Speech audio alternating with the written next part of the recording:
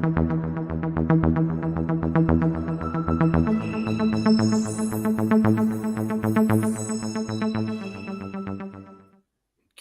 up on NFL Week 7. Thanks for hanging out with us here on NFL Betting Blitz, presented by Parlay Play.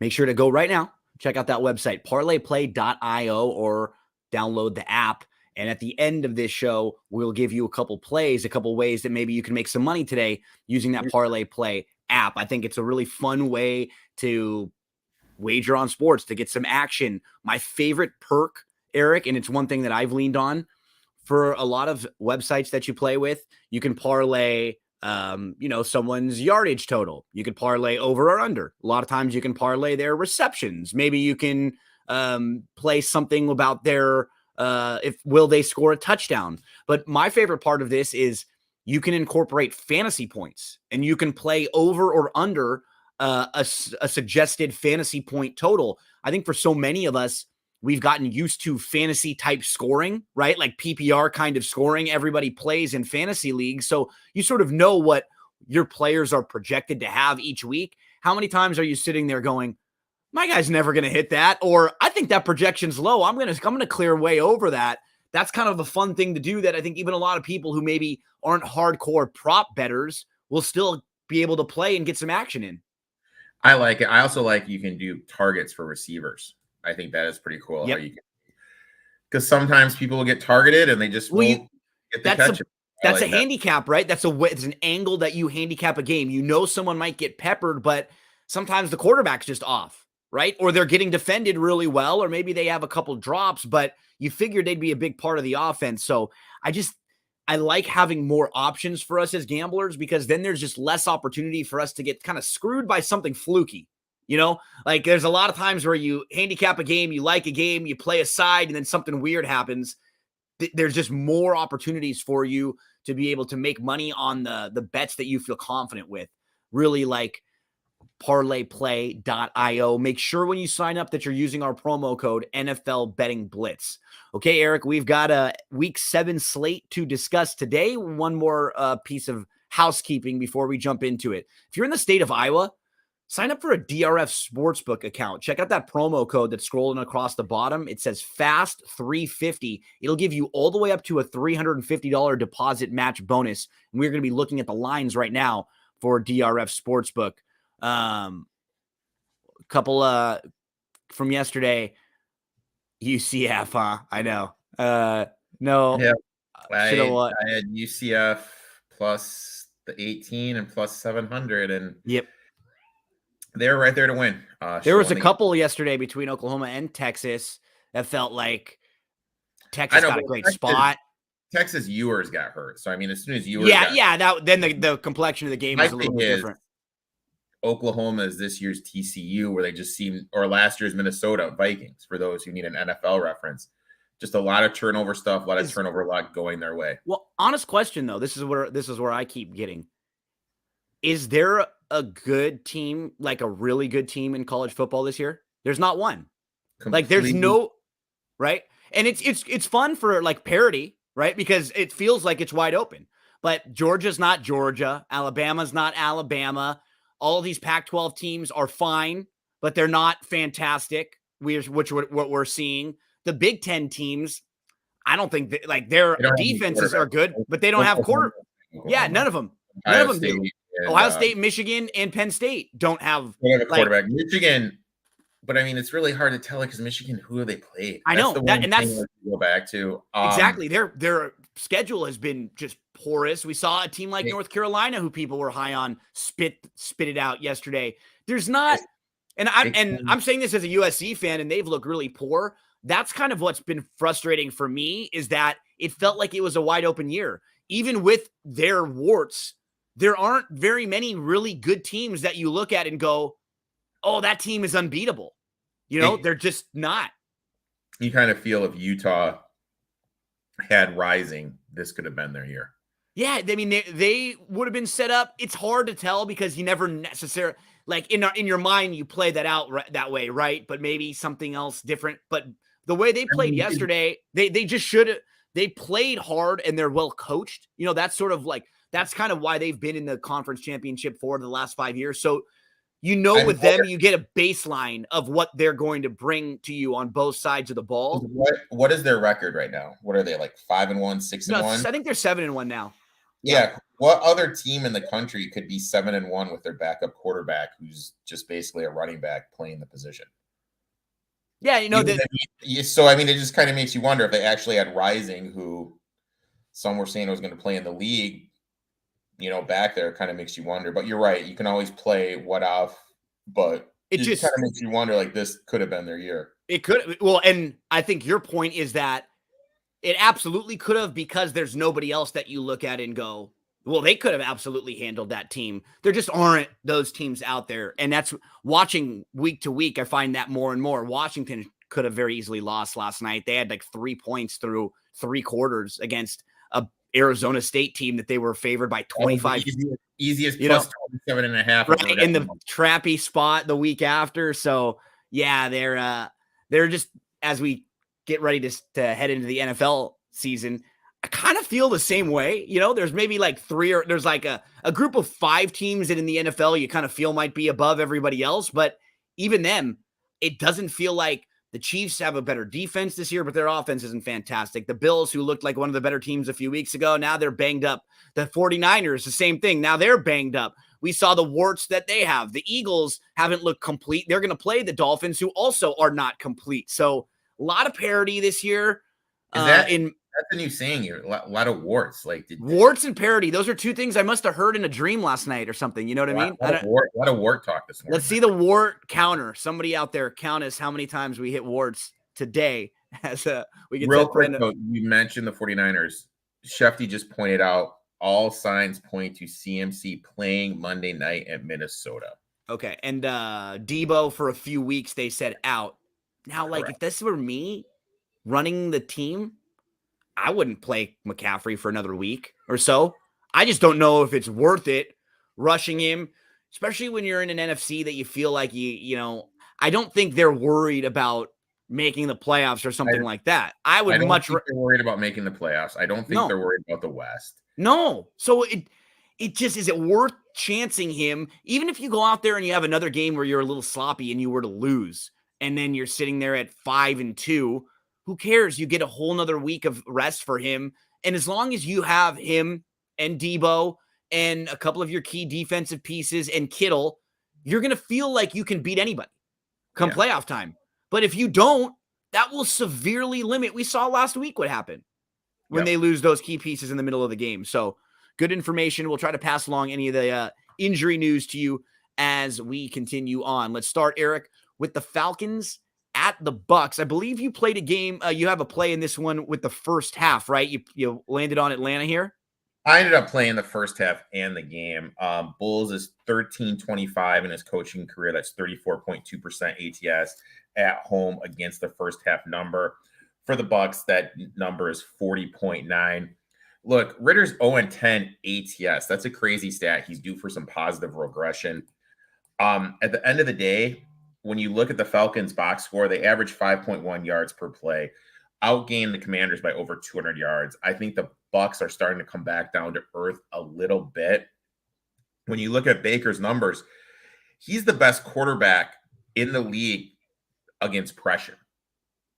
Baker Mayfield, let that sit in. I really think he's going to start to come down just because we've had a bigger sample size of Baker's career to know that's not what he is as a quarterback. Falcons bounce back, divisional dogs, first half, last year's 56% ATS. I expect this to be a heavy Bijan Robinson game, turnaround handoff, put Ritter in a chance to be successful. I played the Falcons +3 for the game and +1.5 for the first half.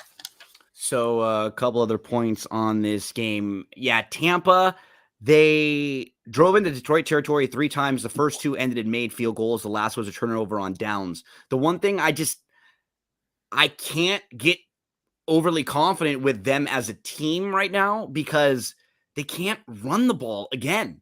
Last year, they were historically bad running the ball. And this year, they've averaged 78.8 rushing yards per game. That's 29th in the league, and only 3 yards per rush, which is dead last. So I agree with you. Baker didn't play very well last week. He played pretty well the first 4 games of this year, but now all of a sudden, like if you're defending them, they can't run the ball at all. It just makes it a little bit easier the way that you can defend Mike Evans, the way you can defend Godwin, right? You can double those guys and really force them to run the ball on you. And they haven't been able to do it for a year and a half now. So I worry about them in particular in a matchup like this against another team that can run the ball and possession and beat you with possession, right? Because even for some of Atlanta's faults and some of their sloppiness with Ritter recently, they can hold the ball. That's what they did last week. They had possession for 36 minutes. Washington had it for 23 and a half. They ran 29 more total plays in the game. And diving into Ritter's film, the problem is he's actually playing better overall than he was earlier in the year. Like he's taking more shots downfield. He's looking at his talented receivers more. It's just that with that, you're going to get more of the mistakes, right? That's what's going to happen. And he is a little mistake prone. The guy still only started like 9 games, right? 10 games in his NFL career. So I think we're getting a little ahead of it with him. It's just we want him to be a little farther along than he was. And we got to remember, this guy wasn't like a top 5 pick, right? Yeah. He doesn't have the pedigree that some of the other guys have. So I don't know how high his ceiling even is. I do think we've talked about this a few times. I do think if we were to get another bad game, though, because they're in such a wide open division with an easy schedule, I don't know if they'd want to get to like 3-5 before making a quarterback change. I do think if they stay around 500, he's okay. Like if they keep winning, losing, I think he'll be okay. But if they were to like lose pretty badly today, I wouldn't be surprised if they went to Heineke pretty soon. Heineke, or maybe make a move. Yeah, for a vet, right? Who's a vet that we've seen out there, or maybe one of these teams with the backup that you feel like, you look at teams who have guys like, even things like we hear Kyler Murray's coming back, right? Could maybe a Dobbs be someone who you go take a swing on as someone, or do you go more veteran? Like, do you go with someone like, I don't know if he's healthy, but maybe a Tannehill, who we know that they have success with previously, right? The coaching staff has worked with Tannehill. Is that even like that much of an upgrade over where you are? Or do you know what? You just go for the home run and just say, hey, we're a young team. Cousins? Bears are going to go for a hard reset soon. Do we just bring Fields into the mix? Yeah. You know what I mean? Like that's something to think about too, because they do have some draft equity. Cousins would be fantastic for them. Right? For the Falcons? Well, I feel like the only thing with Cousins is you can't do the RPO. Like if you bring in you can do that. If you bring in Fields, you're going to have to obviously probably have a little bit more draft equity because he is so young.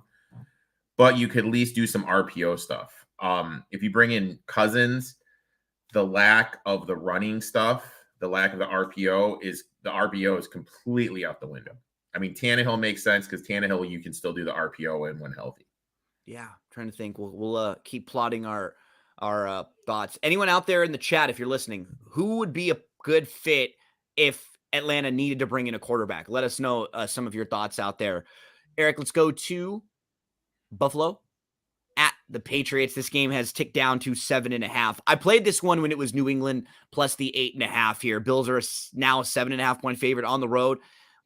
One of the first things you learn in gambling, if there's a low total, which this one has a 40.5 points, and there's a big number, I'd say big at anything around a touchdown or over, you're almost always taught and told to bet that dog, that underdog that's getting those points. Because if that game is projected to not have a whole lot of points scored, then the big number is the right side to be on. So I feel like at least right now, win or lose, I got the better side of the number, right? I locked this thing in at 8.5 a couple days ago. Now it's at 7.5. Think about what the Bills have been dealing with over the last few weeks. Beat the crap out of the Dolphins. Everyone's all high on the Dolphins. The Dolphins are never going to lose. They've got the greatest offense in the world. The Bills smack them around. Just absolutely punch them in the face. And then the Bills become the team that everybody's high on. The Bills had the number 1 DVOA, even though they had a loss and they were getting all the hype. And then following the hype, they got to go travel to London. But they end up going late to London. Mhm. and they don't get there till Friday. And you could see when they were playing, Erik, they were jet lagged. They came out flat.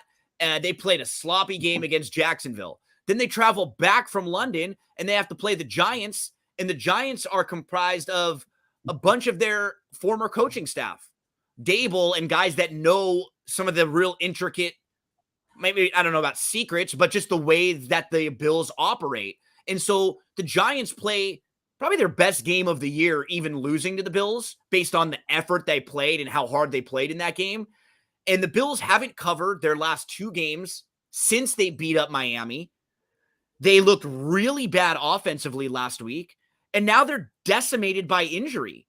I just think it for a little while, I feel like the line and Vegas hasn't quite caught up to where the Bills are now, right? And I just think that defense is completely depleted, and I feel like this is a really nice spot for a bad New England team to just show a little bit of something.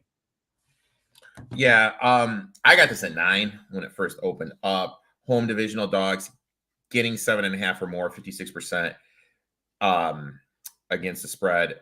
Bills, they're missing some key players in their back, but they're also missing Milano. And Milano's kind of the key of what they like to do defensively. When we look at the Jags game that you mentioned, Jags struggled moving the ball until Milano went out. Once Milano went out, they were able to run the ball.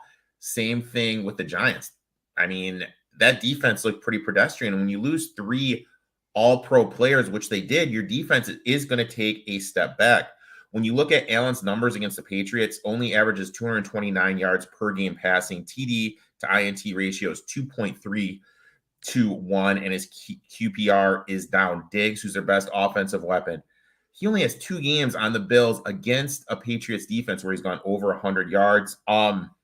Do we get the more Cunningham, right? We were talking about this a few times this week. Cunningham could be playing a little bit more, maybe some And more for those of RPO. you who may not know who Cunningham is, he is the quarterback / wide receiver for the Patriots, who is just a lot more mobile, right? He'll give them a completely different look. He can run. They can have him run the offense they can have him not getting hit repeatedly. This offensive line has been bad. He right now, even if he may not be a better quarterback than Mac Jones, he might be a better fit for this offense right now just to have them move the ball a little bit and be a little more competitive.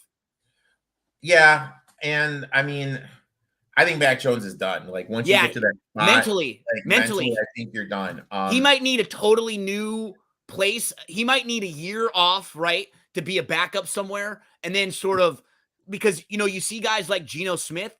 I was listening to a really good conversation the other day. I think it was the guys on Pro Football Focus, and they were having this fascinating talk about how, like what we're talking about right now, how some guys can get ruined early on as a quarterback. And Mac was kind of the opposite. He came out in the first half of his rookie season. He was awesome. He was like ready. That was like the best that you got from him. The situation was good. And then as the situation got worse and worse and worse, that he started to struggle. And then they got to Geno Smith and they said, with Geno Smith, he wasn't ready initially when you put him in, but he's a much better quarterback now than when he played for the Jets. And it was fascinating. It's like, when did Geno Smith improve? Right? Was it 5 years ago? Was it 3 years ago? It was when we didn't see him, right? It was one off season. It was 1 year when we weren't watching him that he got better. And was it because he sat down for 2 years or 3 years on the sideline and watched the speed of the game again, right? And he was able to figure it out. Because some guys can do that again. We've seen it with a lot of guys who maybe were supposed to be big starters in their career. They didn't make it, and then they come back as like a vet or a backup, or you get a guy like a Kurt Warner who comes out of nowhere. He's playing in nothing, and then he's like the best quarterback in the league for a couple years. It was a really fascinating conversation because the quarterback room is so fickle, right? Like you have guys that we see, it reminds me a little bit of relief pitchers, like there's usually like 5 to 10 guys that are always good. And then you'll have a couple of these guys that just have like a good year or a good stretch. And then you never see them again. It's really crazy. I think a lot of stuff with Mac. Not with Mac, with Geno has to do with Shane Waller just kind of made everything. You look at his ADOT. His ADOT was really low last year. They were getting the ball out of his hands really quickly, and that running game with those tackles, were good. My thing is always going to be if the quarterback doesn't take that step from year 1 to year 2, he's just not going to get to that elite level. Could he improve over his year with seasoning? Yeah, but he's not going to be the elite. You need to see the progression with what the Patriots did, having Matt Patricia there and not having a guy to develop him. I really feel that hurted him, and that's why they're in this position that they're in. But still, at this number at 9, I got at 9. Anything over 7, you have to play. I absolutely love my position at line. For those that have Stevenson, look, this time this year, Stevenson wasn't even a top 25 running back. He gets better as the season goes. I wouldn't worry. I would hold tight. I get a lot of questions about what should I do with Stevenson. Hold tight on Stevenson. Trust the process. Ride the ship out. We continue along. Cunningham can run limited throwing, and that's the problem, right? Is that you're not going to get you're going to be able to defend him. It's going to have to be. It's going to be one side of the field, literally, it's going to be here. These are the routes. You look to the right if the out is open, or if the tuck it and run. Open, great. If not, just one read and run. That's basically if he goes what it's going to be. But from what I'm hearing, it's going to be Mac Jones. Maybe we'll get some more stuff. I thought I was going to get. Go ahead, Erik. They did what you look at what the Patriots did this offseason. They did everything right. They cut Zappy to show Jones you don't have to worry about him. I know. And he's been this bad. Patriots +9. Don't watch the game. Just have it on in the background and cash the ticket.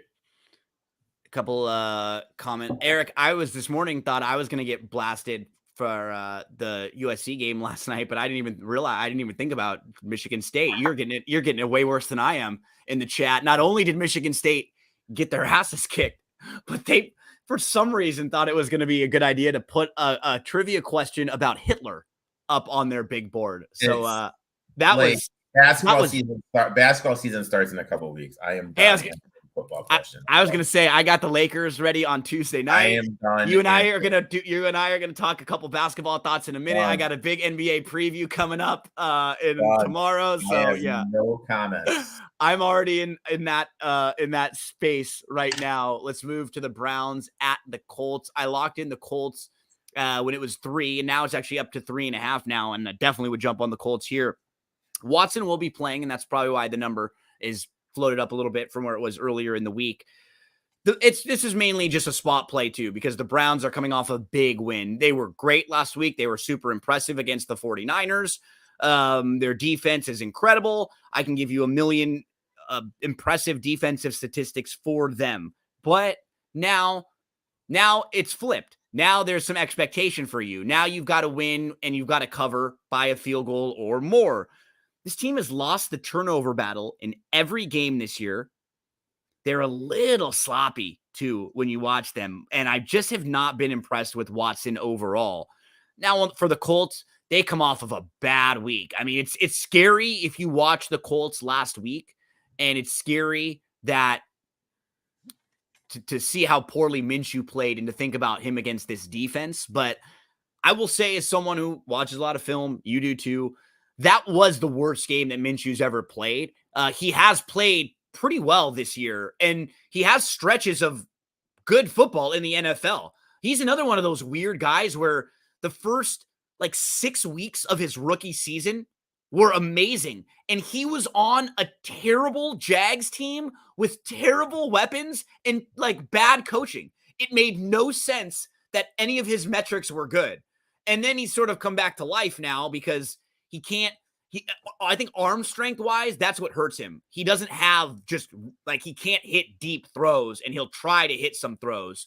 See, I don't think we saw that game last week. See, I don't think awful is accurate. He looked awful last week. The level of quarterback play right now is pretty low overall. We were talking about it the other day because the scoring is down so much. You're just not getting good play. I still don't think he's that bad when you sort of grade on a scale, especially when you're talking about backups. I think he is still the best backup, but give me Minshew in this spot, Erik. I think the game plan for them has to be, we've got a balanced run game now. We can lean on a couple different backs. Let's get Taylor the ball quite a bit. Even last week, what I liked, he wasn't running the ball well, but they got him a nice little screen pass that was able to just get the ball in your playmakers' hands and some of your best players' hands. I think if it's 3 or above, I'm on the Colts spot here, even though it may not be sexy. And I'll grow out that mustache and I'll start rocking my jorts and I'll be leading the Minshew Mania charge here with the Colts at +3. Any thoughts on this one, Erik? Couple things. Whoever had that, I agree. I'm not the biggest Minshew guy in the world. I understand the spot. I can't get behind it. The big thing is Grover Stewart, who is one of the best run stoppers in the NFL, is out. He tested positive for PEDs, and somebody asked about Ford props, and I'm looking for them right now. They have no Ford props listed on any single shop. That'd be something I definitely look to, but they have nothing out there. In terms of side, I'm just going to sit this one out. But if I could find some Ford props, I definitely get behind Jerome Ford because I think the Browns will be able to run the ball. And in terms of the Taylor thing, I think they're still going to run Moss out there just because they're trying to get some trade value. Absolutely. The one that I heard that, kind of makes the most sense to me is Dallas. Take him to Dallas, pair him up with Pollard. I kind of like that one, but yeah. Where do we go next, Erik? We go to your Lions at the Ravens. This one I also locked in with the Lions at +3.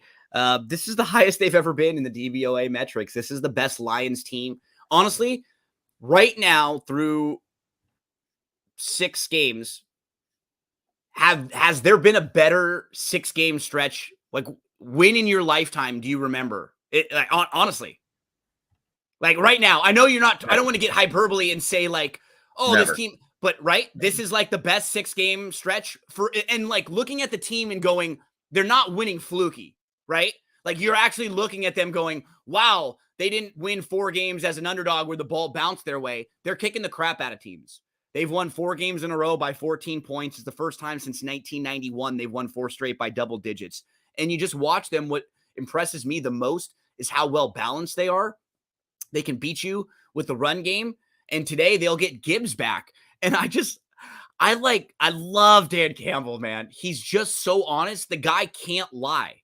Like I actually enjoy people like that because I'm sort of like that too. It's to a fault. I will say things to people. I just rather be honest, even if it's a little more hurtful, because it doesn't waste anybody's time, right? It doesn't, there's no BSing. They asked Dan Campbell about Gibbs, like, hey, Gibbs is coming back. Are you going to be careful with him because he's been out for a few games? He said, well, I'd love to think that we could, but we probably can't. We're going to need him. We're going to need to use him as much as possible. It's just like a really honest response to a question that you normally don't get from someone. Because that's what anyone would. Yeah, I mean, we'd love to. If the game script goes that way, we don't need him as much. But looking at our running back room, we're really going to need him to be a big part of this game plan. I like Dan Campbell, man. I mean, but the main thing with Gibbs is, and it was my knock on him when he came out, he's just too small. He just be the between the tackle 20 touches guy. Yep, he just can't run between the tackles. That's why I will always say this was just an awful draft pick for them. Even with all their success they're having this year, you were harping on this from the very beginning. You wanted another edge rusher, another someone on the defensive line. Imagine Jalen Carter right there next to Hutchinson. Just absolutely insane. Wrecking. In terms of this game, look, I hate to say it, I'm on the Ravens here. I took the Ravens here -3. Per DVOA, this is going to be the best defense that the Lions have played. I know the Chiefs defense is really high, but the Chiefs defense isn't what it was in week 1. Lions obviously have some backfield issues. Craig Reynolds has the toe issue. He's going to play, but even if he plays, you really don't have that between the tackle type runner that's going to be 100%. Also, which Goff is going to show up. he's been great outdoors so far, but we all know the history. There is some wind concerns up there in Baltimore today. You kind of look at it, Lamar Jackson, 70% ATS when he's 3 points or less as a favorite. Lions have a ton of injuries. Juwan Jackson, left guard, hurt. Frank the Tank, best center in the game, hurt. Brian Branch, hurt. Schefter just tweeted out that Jacobs, another DB who plays. So Brian Branch, who plays the slot, hurt. May not play. Jerry Jacobs, who plays the slot when he's not there, isn't going to play. Who is the wide receiver that Lamar Jackson throws every single ball to? Zay Flowers. I think this is going to be a huge Zay Flowers game. I think the Ravens are going to be able to move the ball. And look, there's one guy on ESPN. He has me blocked. I think he's a moron. I think he knows nothing. He came on the air and he said the Lions are the best team in the NFL. So now you're just just because I feel like this is their peak value. So I'm just fading him. I took the Ravens here -3.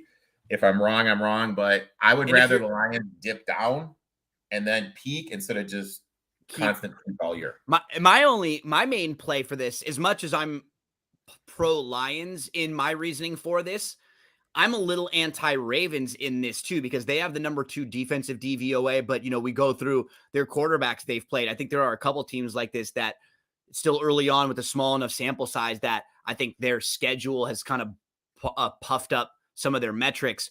So they played Stroud in his first ever NFL start, week 1, but they still got outgained in total yards that week.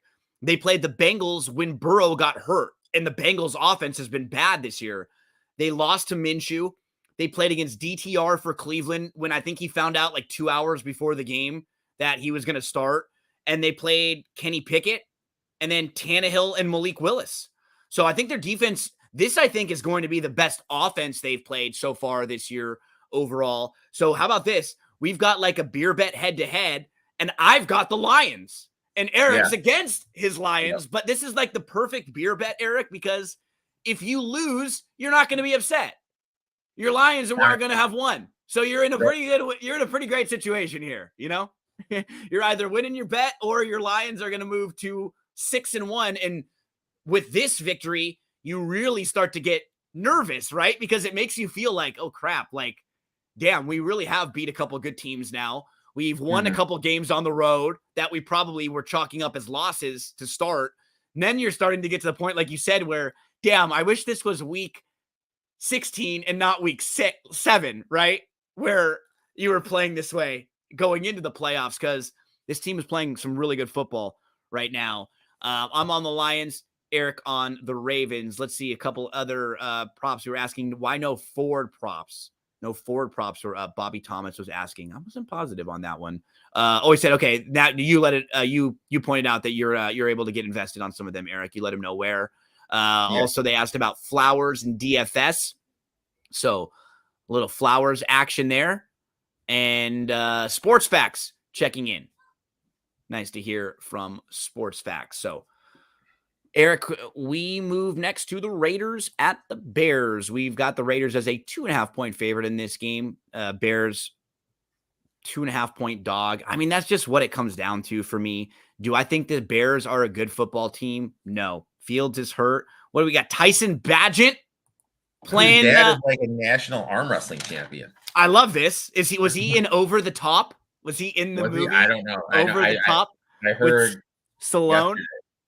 So I'm looking. Go ahead.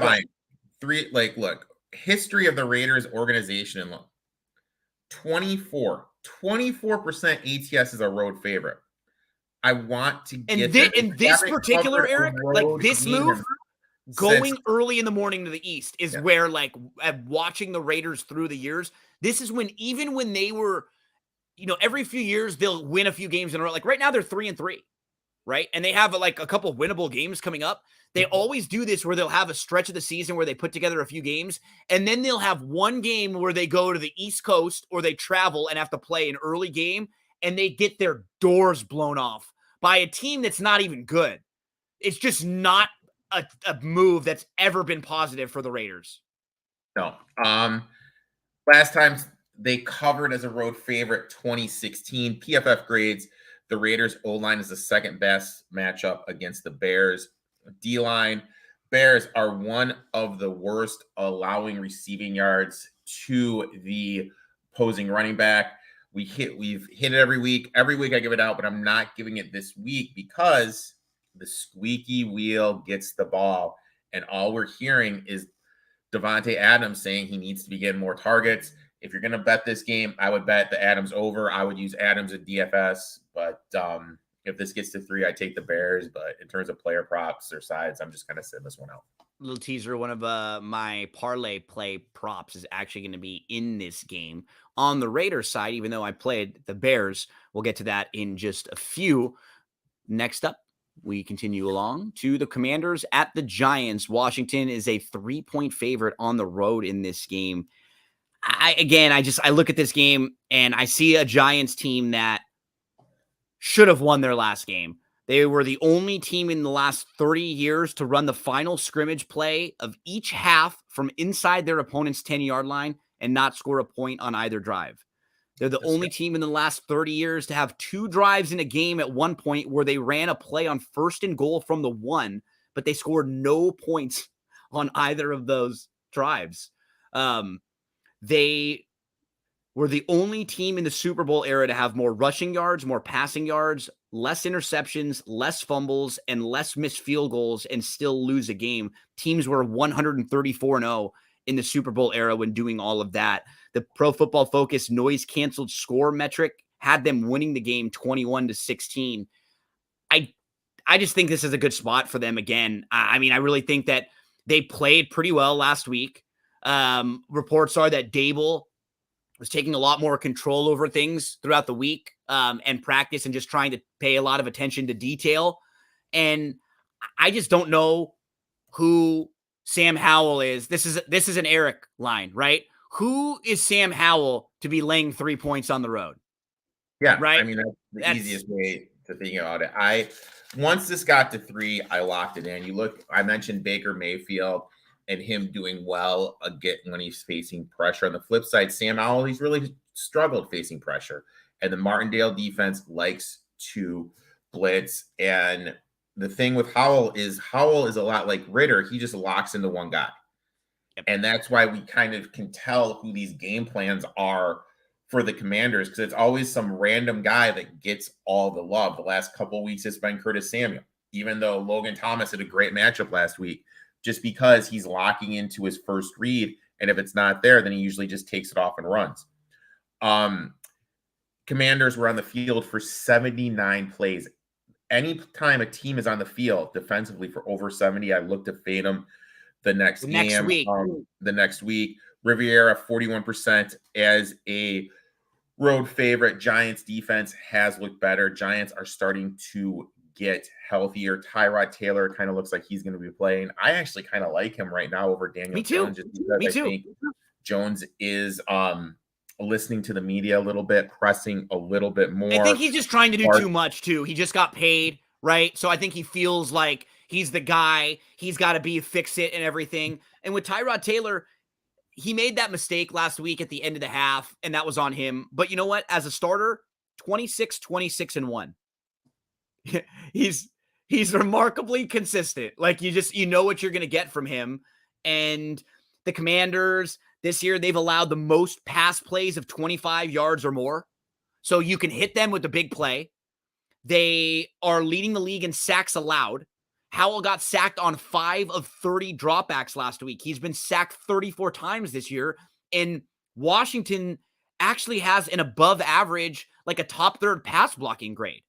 So that tells you that a lot of it is Howell, that they're blocking well, but he's still running into sacks. Just like what you're saying, he'll lock into one target. He's not really going through his progression.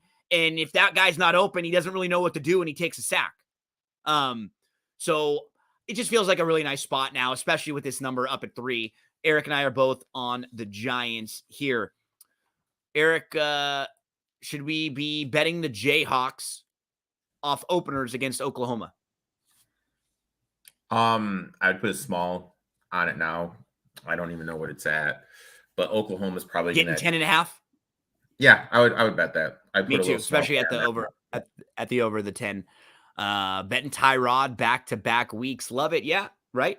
Covered last week. Yeah, And, I had him first half in the game last week. He's just a veteran guy that's not going to put a team in a position to lose. He's not going to do too much. Obviously, he's getting a lot of flack for that audible, but he saw red. He saw a read, and he went with it. Barkley's coming back, which helps greatly take a lot less pressure on him. And also, I really feel like someone made this comment to me. Bellinger's back. With Bellinger coming back, Cody B. No, Daniel Bellinger. This allows Waller to be a little bit more of a receiving type tight end as opposed to a blocking type tight end. Dodgers could have used Cody Bellinger this year, even though Cody had some bad playoff seasons. He couldn't have been much worse than I think Mookie was 0 this year. It couldn't have been much worse than that for Cody B. Where we head next, Erik? Arizona at the Seahawks. We heard the rumors this week that Kyler Murray will actually be coming back probably a little quicker than we had expected. Seahawks are a 9.5 point favorite here, man. This is a massive number for this game. I could not in any way, shape, or form lean Seattle. And man, if I'm on a side here, it's got to be on Arizona at this big number.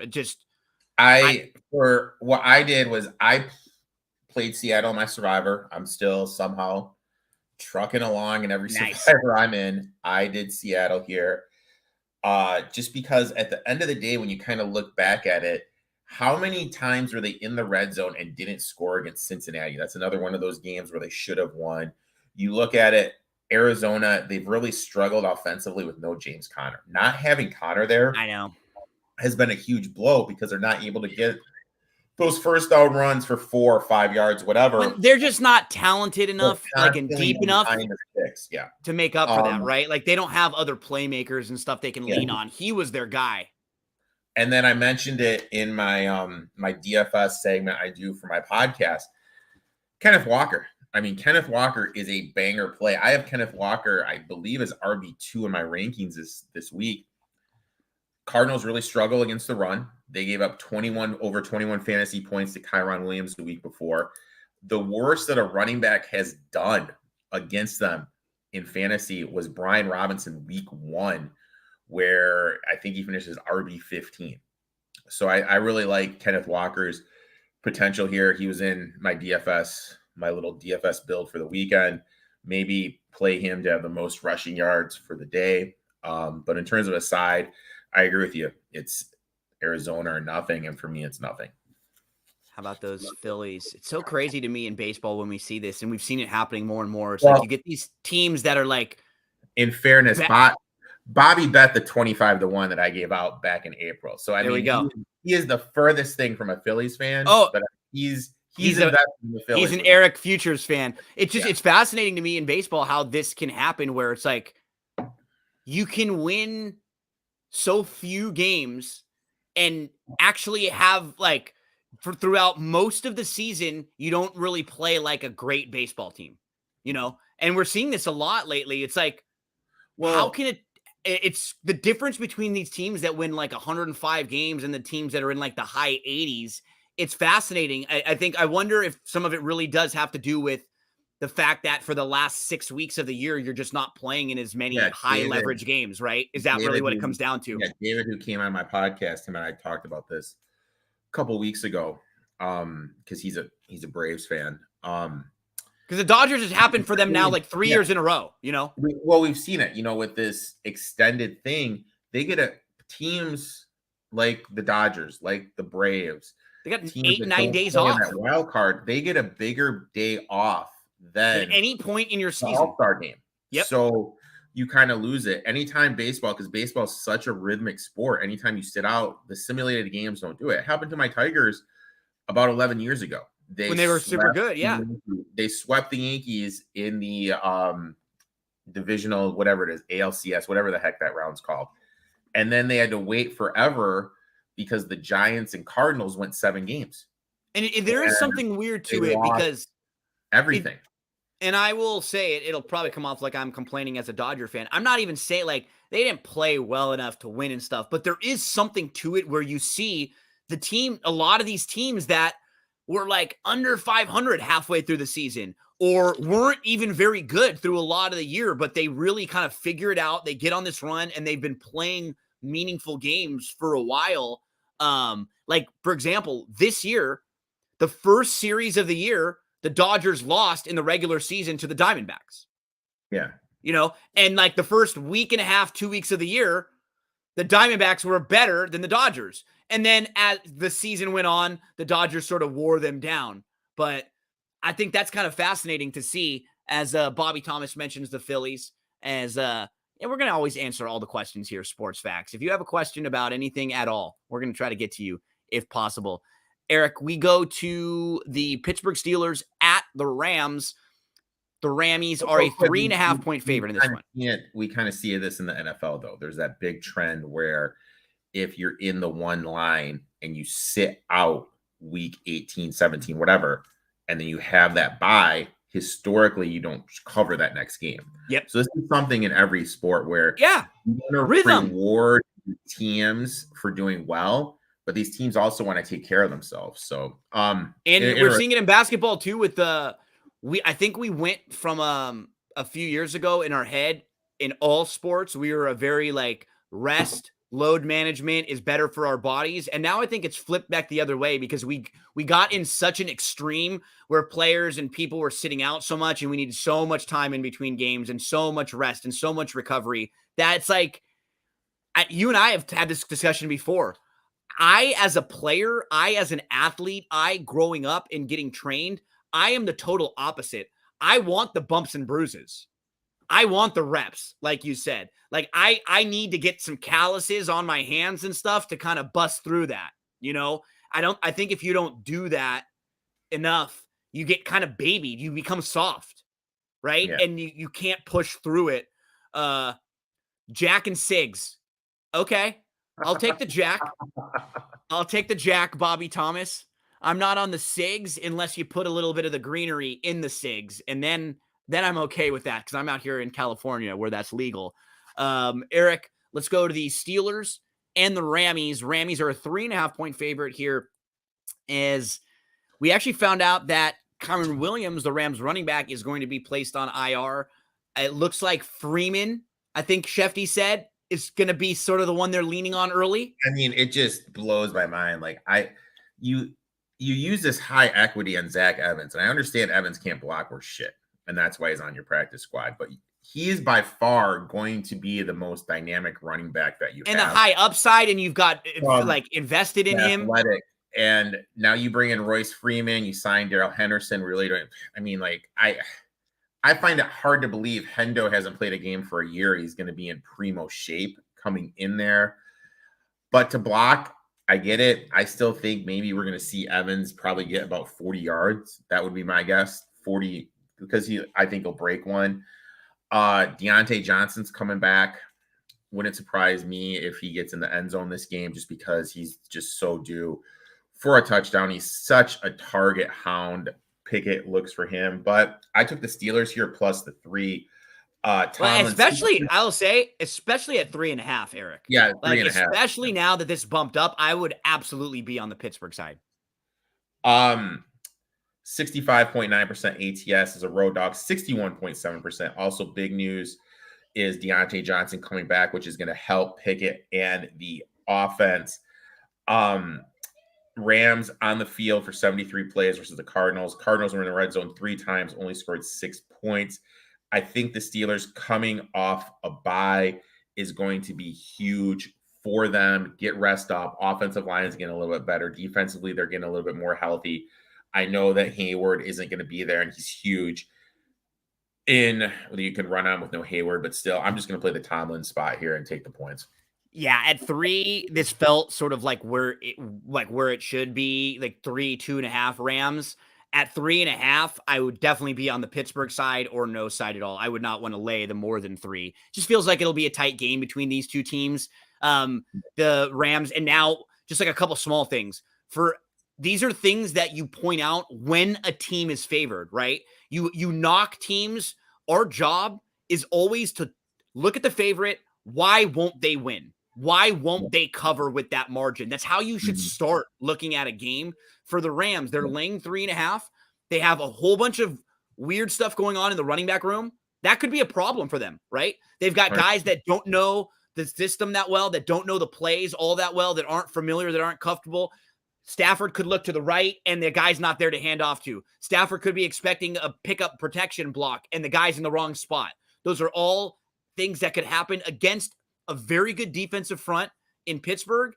And you have, a Rams team that just is not an incredibly potent offense. They'll still look good and they can be efficient from time to time, but now you've got missing running backs and you've got those issues. Things you need to look at with the team that is favored by it, especially more than a field goal here. We go to the Packers at the Broncos, and we have another situation, Erik, where I'm not a fan of the Broncos in any way, shape, or form, but watching the Packers, who have just been 19 in overall PFF grade as a team. They're the 14th ranked defense, but they don't really do anything well. In DVOA, they're number 21, the 16th ranked offense, and the 21st ranked defense. Again, they don't really have anything they can lean on. Now, I do think it'll be positive for them. They're getting Aaron Jones back today, so that should help them. I'm just taking a situation. I'm quoting Erik for the second time today. Who is Jordan Love to be favored on the road really at all at this point in his career? So for me, I'm going to take the Broncos in this spot. Only one play for me. I did Luke Musgrave over 30.5 yards receiving. Vance Joseph, his defense for all of time in the NFL has just struggled defending the tight end.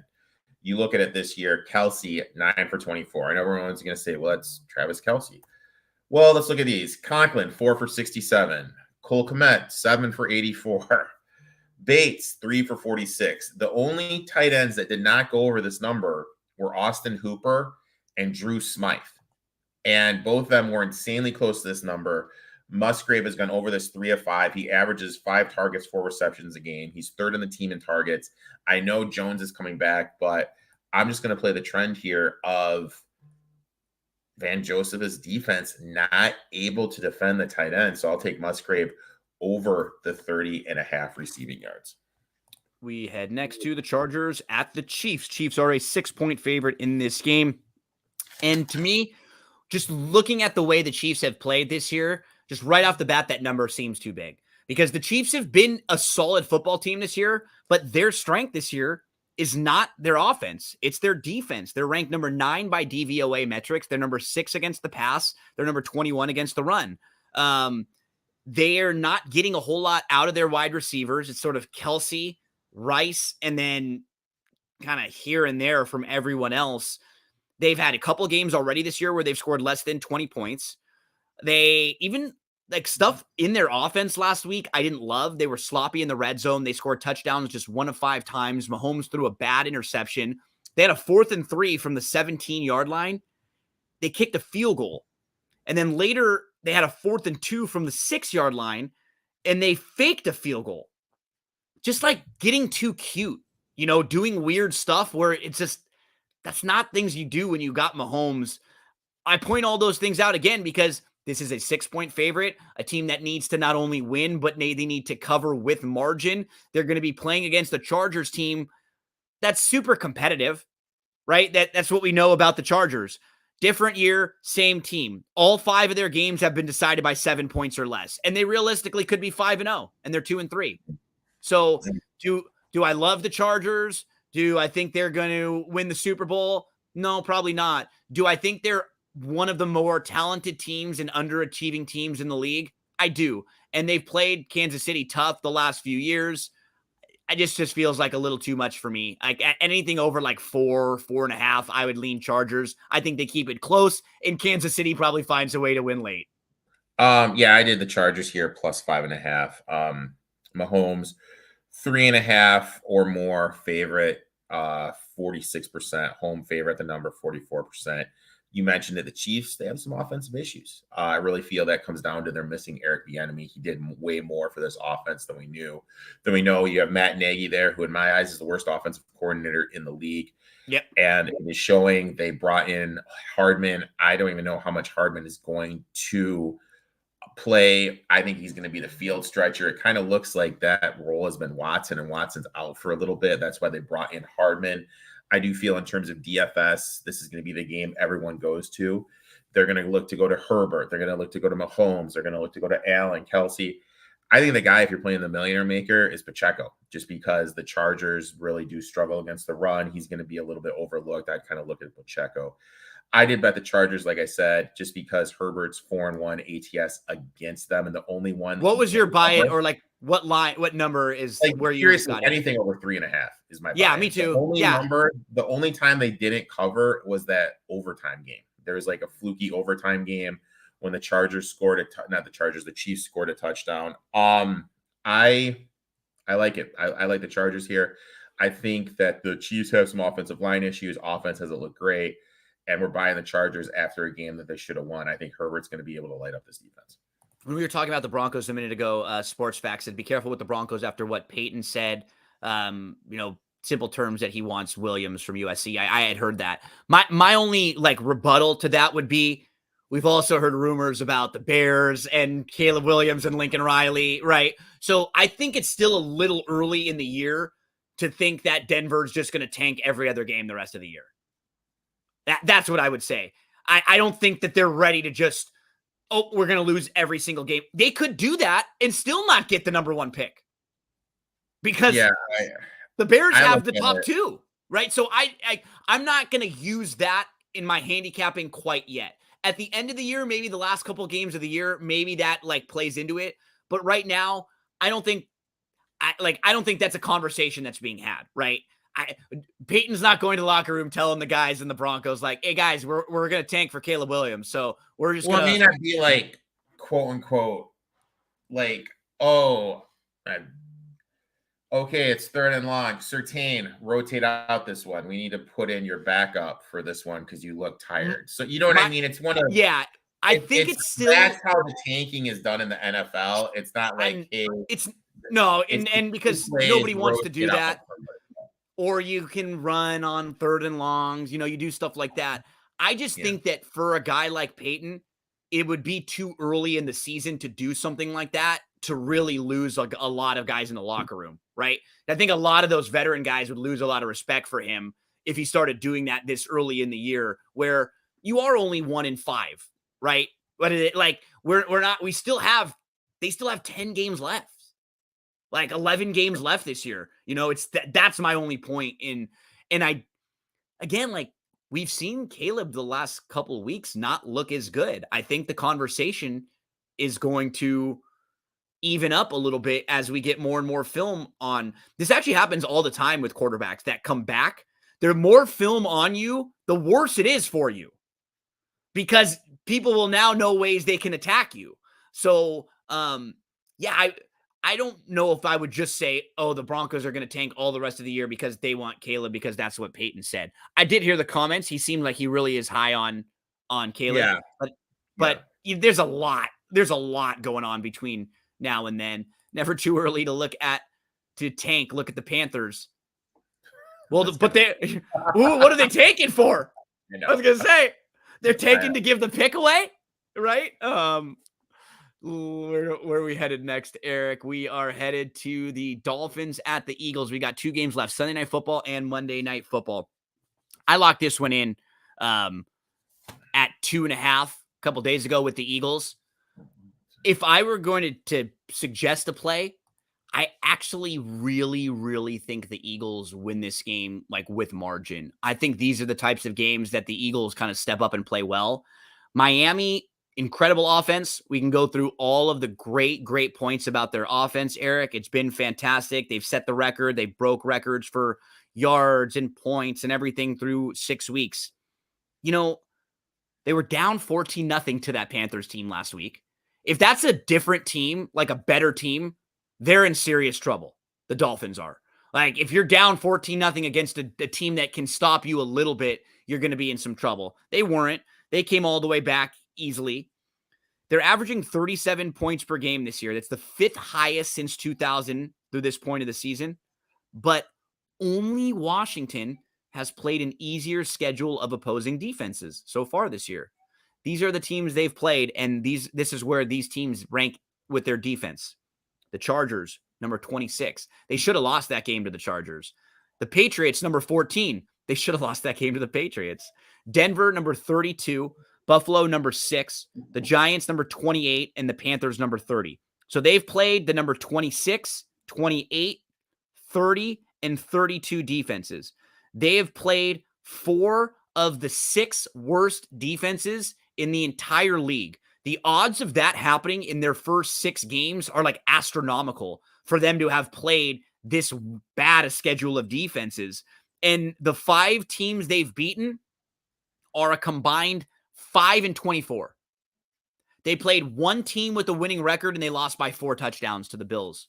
And the only 2 offenses that were above average they played were the Bills and the Patriots, and they didn't really look great offensively in either of those games. Also, we're hearing it's windy and cold in Philly tonight. Philly had 4 turnovers last week. I kind of like the fact that they had that game that last week before this week, because you just feel like they're going to be sharper. They're not going to be as sloppy. They're going to be paying a lot more attention. I trust, honestly, Erik, if I was going to pick like one guy that I trust, maybe of any player in the entire league, to bounce back after a really poor game, it would be Jalen Hurts. Honestly, I think mentally he puts it on himself. And then you point out the fact that this is a game where he's going to be playing against Tua, the guy that he was benched for in college. There's a lot of little like narrative-y stuff playing into this. I think the Eagles are going to slow this game down. I think Miami's going to have a tough time stopping the run. I think Miami's going to have a tough time blocking Philly. I think Tua is going to be under pressure here. This is by far the best and most well-rounded defense they've played, and by far the best team they have played. Give me the Eagles. I'm even going to play the Eagles like adjusted on an Eagles win by 10, like, 1 or 2 plays, just really high, because I do think there's a possibility of that happening in here. So Eagles, baby. I'm flying the Eagles banner today, Erik. Let's throw some we're going to throw some stuff at Santa Claus today. We're going to get really nasty. I love the Eagles here. I actually locked this in at 1.5 when it first opened. Beautiful. I really just think the trenches are going to be the big thing. We saw the thing that fell off in the Buffalo game for the Dolphins is when Armstead got hurt. When Armstead got hurt, they really had a hard time protecting Tua, and that's when the Bills went on their run. I think it's going to be the same thing. Armstead's still banged up. I don't think he's going to be playing. I think Jalen Carter and crew is going to be able to get to Tua. And if it's windy and cold, this is going to limit how much you're able to throw the ball to Hill and Waddle down the field. Achen is hurt. I don't trust Jeff Wilson coming back from the IR. I don't trust Raheem Mostert at all. I just think this is a great spot. I think the Eagles are going to be able to run the ball on the Dolphins front. I think this is going to shape up for a huge Devontae Smith game, who's going to be able to work the slot against the Dolphins defense. I like the Eagles. Like I said, I liked it at 1.5. Anything under 3, I like. I'm right there with Erik. Let's move to Monday Night Football. San Francisco 49ers at the Minnesota Vikings. So we heard Deebo Samuel will likely be out for a couple games. Looks like Christian McCaffrey will be playing here on Monday Night Football, and the Vikings are a 6.5-point underdog at home. All 6 of their games have been decided by 1 possession this year. They're 2-4. They had 11 games last year decided by 1 possession. They won them all. They've just had super bad luck. They're dead last in ESPN's luck metric this year. Now what I like is they've got a little more time to get the offense kind of figured out without Jefferson, because they have a game of sample size now. Last week, they can look at what worked, what didn't work, what were they trying to do. Hey, there were a couple things open for them here, and I think they'll be able to at least look a little bit more competent. This one feels like a stay away for me, though, because I want to play Minnesota on the spot very much, but because San Francisco lost last week and had a poor game and they have an extra day, I do feel like they're going to have a better, like they're going to have a cleaner game here. Like the Minnesota defense is not going to do to them what the Browns defense was doing to them, even if they don't have Samuel and McCaffrey. They'll still be able to be more competent moving the ball. I'm not laying the number with San Francisco. I don't mind a play like this, right? Jennings in the slot, but what about you had another one, right? You like Ayuk a little. Yeah, Ayuk has got a really good matchup as well. Either one of those, this is a good one too. Madison over, he's going to be able to run the ball. I kind of feel like this could be a sneaky good fantasy game. I know people are going to go to CMC because, as we talked about, he's announced playing. I think he's going to see a downtick. I think they're going to protect him. Yeah. So we're talking about running.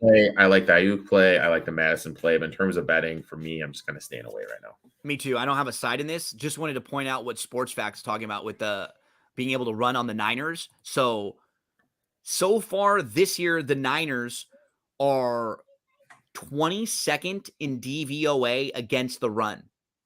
That is pretty crazy. For all of the top 10 defensive teams, not one team is as low either against the run or the pass as San Francisco. Not one team has a weakness on either side of the ball as much as San Francisco does on the metrics defending the run. So what's crazy is like you look at their counting stats. Oh, okay, they only average allowing 80 rushing yards per game. So that's not bad. That's like 6th best in the league. Teams don't even get to like 85 yards on them. But the reason is because San Francisco's up in games, teams only average 20 carries a game against them. That's the 3rd fewest in the league. They actually allow opponents to average 4 yards per carry, which would put them right in the middle. That's like 15th. They're tied for 23rd in rushing EPA allowed. They're tied for 25th in rushing success rate allowed. So they're allowing their opponents to have rushing plays graded successfully 43% of the time. On the down-to-down, they haven't been that great against the run. So, Erik, I could absolutely piggyback the Madison plays. I think that's a solid one. I like your Ayuk play as well. And you know what else I like to play, Erik? I like to play over at Parlay Play. And I'm going to pull up a parlayplay.io right now. That's the website for all of you out there. If you're listening and watching this show, you will like this site. It is a fun site. I'm talking with a bunch of my buddies right now in my chat group, my buddies that I've been playing in a fantasy league with for about 15 years now.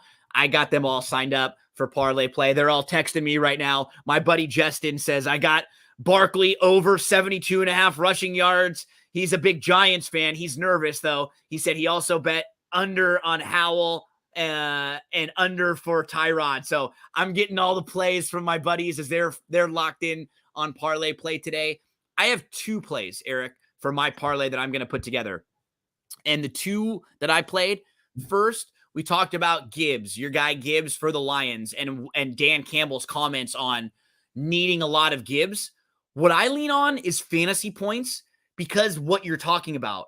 I don't know if Gibbs is a guy that you want 20 times handing the ball off right between the tackles, but maybe you give Gibbs 12 carries between the tackles. Maybe you give Gibbs 6 or 7 targets. Maybe you give Gibbs a sweep or 2 or a reverse or 2 or a screen pass or 2, right? You find different ways to get him the ball to where it's not always right between the tackles. That's why I like fantasy points for him, because I could see him getting, especially in a PPR situation, I could see him picking up 4 catches on some dump offs and then maybe getting into the end zone with a touchdown as well. So I'm going to lean on fantasy points for Gibbs because I think it'll really encompass his game today. It might just be a well-balanced game where he has 11 carries for 55 yards rushing and then 6 catches for 50 yards and a touchdown. You know, I want something just like that for Gibbs, where you give him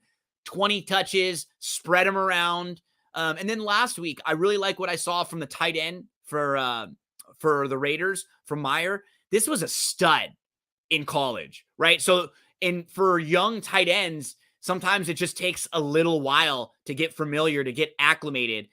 It seems like he was a huge part of the offense last week, and I think that'll be the game plan again today against a really, really bad Bears defense. He's just got to get more than 2 receptions. That's a low number for him against a bad Bears defense. So I went Gibbs over the 14.5 fantasy points, Erik. I'm going Meyer more than 2 receptions. And what's cool, I had $2 left on my account, and I can parlay that for $2 and play for 6. That's what's great. If if you lost last week, you don't have a whole lot left, boom, I can play a parlay for $2, have some action on this, and hopefully turn it into 6. And then if I turn that parlay later into 6, boom, I'm right back to where I was, where I can start, betting a little bit more legitimately again. So it's fun sometimes to play in all different ways. There's my parlay play. I did Musgrave. It's 34.5 here. I still like that. And then for my other one, I did Javonte Williams over 49.5 yards rushing. Packers give up the 6th most yards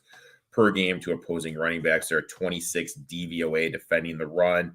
Last week against last time they played week 5 against the 49ers, Jacobs had 69 yards a week before. Monty had 121. Javonte Williams went over this total last week, first game back against the Chiefs. Even though he missed a game and sat out one whole game, Williams still leads the Broncos in carries per game at 9.6 and leads them in carry shares. He is carrying the ball 37% of the time. I expect Peyton and the Broncos to leave heavily on Javonte Williams. So I did Williams over the 49.5 and parlayed that with Musgrave over 34.5.